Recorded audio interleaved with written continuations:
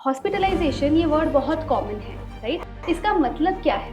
Hospitalisation समझने से पहले let us understand what you mean by hospital. अगर मैं हॉस्पिटल में जाता हूँ केवल अपने डायग्नोसिस के लिए और वापस आ जाता हूँ, I will not get any claim. Health insurance में डे केयर सेंटर का क्या मतलब होता है? हम सभी के शहरों में कुछ ना कुछ नर्सिंग होम्स रहते हैं and we often confuse them with hospital. हम क्रिटिकल इलनेस पॉलिसी ये बहुत ही ज़्यादा फेमस हो गया है। In 2023 28 lakh people in India were diagnosed with heart conditions. 28 lakhs। Cover craft बीमा भी भरोसा भी। तो अब हमें ये तो पता है कि हम सबको इंश्योरेंस तो लेना ही चाहिए और उसमें भी हेल्थ इंश्योरेंस मस्ट है। आपको, मुझे, आइडियली हर एक इंसान के पास हेल्थ इंश्योरेंस होना ही चाहिए। तो जब आप अभी हेल्थ इंश्योरेंस लेने जाओगे तो कुछ चीज़ों का, कुछ टेक्निकल टर्म्स का आपको बहुत अच्छे से ध्यान देना है ताकि आप अपनी रिक्वायरमेंट्स, अपनी एक्सपेक्टेशंस क्लियरली मीट कर सको। ऑलराइट, तो इसी नोट पे चलिए अब हम एक्सपर्ट से सीखते हैं कुछ टेक्निकल टर्म्स के बारे में। Vivek sir, I have few questions for you. मुझे सबसे पहले बताइए, हेल्थ इंश्योरेंस में हॉस्पिटलाइजेशन ये वर्ड बहुत कॉमन है, राइट? इसका मतलब क्या है? That's a good question. Hospitalisation समझने से पहले let us understand what you mean by hospital. So hospital का जो टेक्निकल डेफिनेशन है which is approved by insurance and everyone else is that hospital has to meet three conditions. One is that 24 घंटे doctors and nurses होना चाहिए, right? Secondly operation theatre होना चाहिए। Finally it has to be recognised from government. If these three conditions are met by any institution, any medical institute, then they are approved as hospital. Okay, ठीक है। तो hospitalisation का मतलब insurance में ये होता है कि अगर आप किसी हॉस्पिटल में एटलीस्ट फॉर 24 आवर्स एडमिट होते हैं, ठीक है, then you are eligible for reimbursement और कैशलेस, मतलब क्लेम के लिए आप एलिजिबल होते हैं। ओके, इट मीन्स कि अगर मैं हॉस्पिटल में जाता हूँ केवल अपने डायग्नोसिस के लिए और वापस आ जाता हूँ, I will not get any claim because OPD के चार्जेस हॉस्पिटल में कवर नहीं होते, okay, right? So what is covered is 24 hours of hospitalisation. उसमें भी डॉक्टर की जो फीस रहती है वो, फिर जो हॉस्पिटल में आईसीयू के चार्जेस रहते हैं वो, दवाइयाँ जो रहती हैं, और अगर किसी तरह का कोई टेस्ट होता है, ये सारी चीज़ें हॉस्पिटलाइजेशन में कवर होती है। अगर कोई इस तरह की कोई बीमारी है जो कि जिसके लिए आपको स्पेशल टेस्ट करवानी पड़ रही है, ये हॉस्पिटलाइजेशन की कंडीशंस होती है, मेडिक्लेम की कंडीशंस होती हैं, that pre hospitalisation expenses and post hospitalisation expenses, these are covered.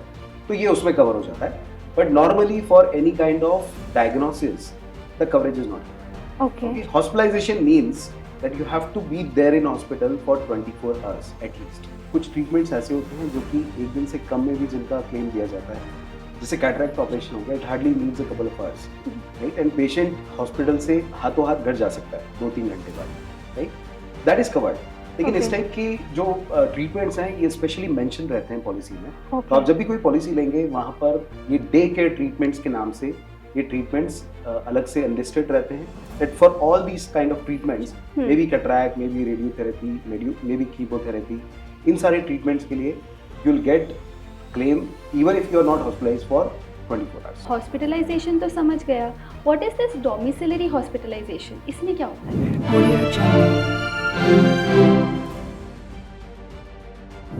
Okay, अक्सर ऐसी कंडीशंस रहती है, ऐसी सिचुएशंस होती हैं जहाँ पर पेशेंट को हॉस्पिटल ले जाना पॉसिबल नहीं है। मतलब या तो पेशेंट की कंडीशन ही ऐसी बहुत ज़्यादा ख़राब हो चुकी हो कि हॉस्पिटल नहीं ले जा सकते, या फिर हॉस्पिटल में कोई बेड्स अवेलेबल नहीं हो, ठीक है, दीज आर प्रोबेबल कंडीशंस। ऐसे केस में इफ डॉक्टर अप्रूव्स एंड अगर आपकी पॉलिसी में लिखा हुआ है कि domiciliary expenses are covered, then patient can be treated at home as well, and this particular condition is called as domiciliary hospitalisation, wherein the patient is being treated at home, लेकिन उसका claim insurance company है। Health insurance में day care centre का क्या मतलब होता है?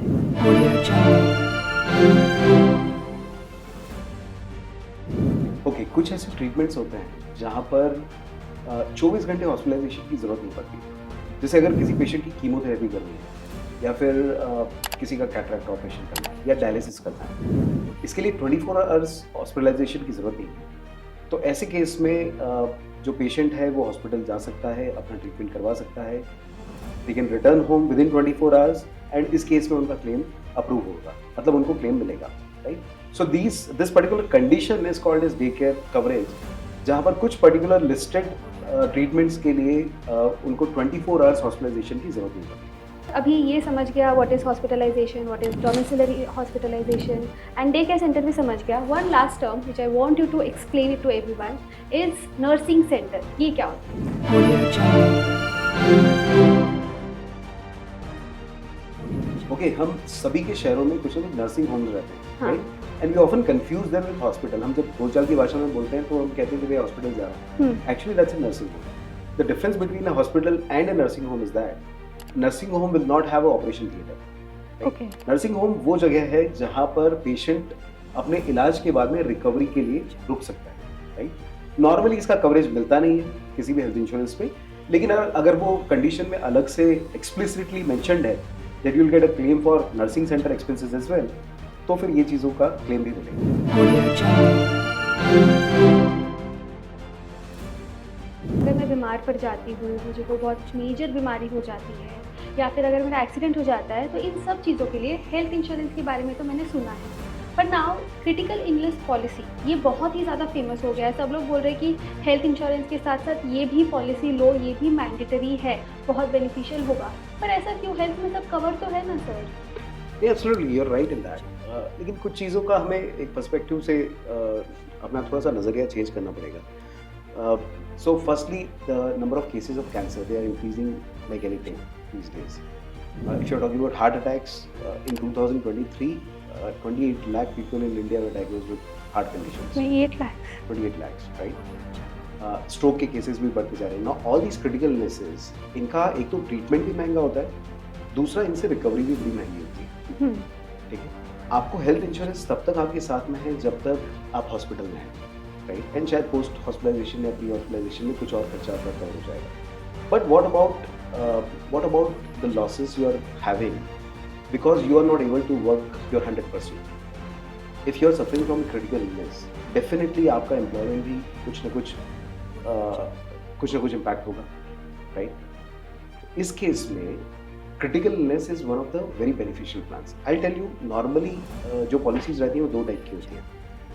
One is called as reimbursement policy, second is called as benefit policy. In a reimbursement policy आपका जितना एक्सपेंस हुआ उतने का आप बिल्स देते हैं, सबमिट करते हैं इंश्योरेंस कंपनी को और उसके हिसाब से आपका क्लेम वापस आ जाता है, राइट? भले इन बेनिफिट पॉलिसी आपका एक ट्रिगर पॉइंट होता है. If that trigger point hits, आपको पूरा सम इंश्योर्ड दे दिया जाता है. जैसे लाइफ इंश्योरेंस में death is a trigger point. अगर इंश्योर्ड आदमी की डेथ हो जाती है, that's a trigger point for the insurance company to pay the entire sum insured to that person's nominee और family, right? Similarly, in this case, critical illness policy होती है, that's a benefit policy. Wherein अगर critical illness diagnose हो जाती है, तो जितने का भी सम इंश्योर्ड है, 5 लाख, 10 लाख, 15 लाख, जितने का भी सम इंश्योर्ड है, उतना पूरा उस सर्वाइवर को मिल जाता है. And this is a surviving benefit. Okay. It can be used for anything. It can be used for your loan payment, it can be used for your recovery, it can be used to pay your children's education bill, anything. And that's the difference between a Mediclaim and a critical illness policy. Mediclaim आपको of course लेना चाहिए और आपको तब तक help करेगा जब तक आप हॉस्पिटलाइजेशन वाली कंडीशन को फुलफिल करते हैं. बट क्रिटिकल इलनेस पॉलिसी आपको कम प्रीमियम में एक बड़ा अमाउंट लमसम दे देगा which will be used for your recovery. Alright, thank you so much sir for explaining all the technical terms. We will make sure कि जब भी हम हेल्थ इंश्योरेंस पॉलिसी ले रहे हैं, इन टेक्निकल टर्म्स को अच्छे से पढ़ें. उस पॉलिसी में पर्टिकुलरली क्या कंडीशंस है, क्या कवर्ड है, नहीं कवर्ड है, सब देख के ही हम हमारी पॉलिसी लें. Thank you. अब आपको तो पता ही है कि इंडिया में मेडिकल इन्फ्लेशन कितनी तेज़ी से बढ़ रहा है. एक छोटी से छोटी बीमारी के लिए कितना खर्चा हो जाता है. अब सोचिए, इसमें अगर किसी को क्रिटिकल इलनेस हो जाए तो कितना बड़ा फाइनेंशियल बर्डन आ जाएगा. टू मेक श्योर कि आपको ऐसा फाइनेंशियल बर्डन कभी फेस ना करना पड़े, जब भी आप एक मेडिकल इंश्योरेंस पॉलिसी ले रहे हैं, हेल्थ इंश्योरेंस पॉलिसी ले रहे हैं, आप क्रिटिकल इलनेस पॉलिसी भी लीजिएगा. Thank you. कवरक्राफ्ट बीमा भी भरोसा भी.